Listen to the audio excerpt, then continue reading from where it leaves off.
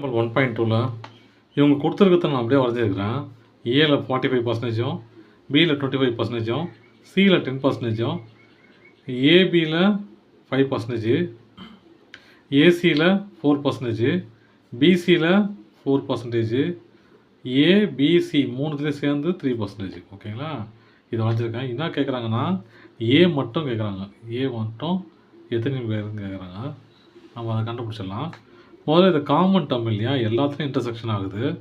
ஏலேயும் பிலேயும் சிலேயும் இருக்கிறதுனால இதை நான் இங்கே மைனஸ் பண்ணிக்கிறேன். -3 போட்டால் என்ன வரும்?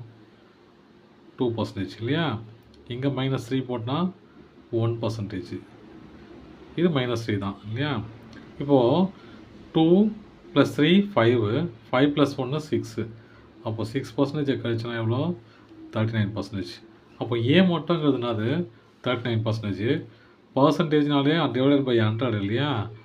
இன்ட்டு எவ்வளோ மொத்த நம்பரு? மொத்த நம்பரு 5000 பேர் இல்லையா? மொத்தம் 5000 பேர். 5000 பேரில் 39%. சாரி, தப்பு போட்டேன். 39%.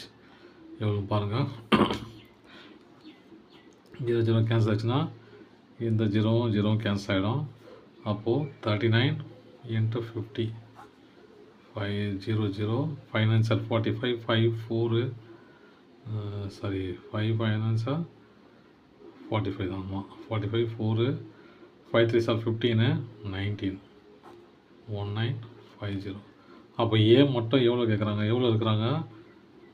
1950. அவ்வளோதான் சார். தேங்க்யூ.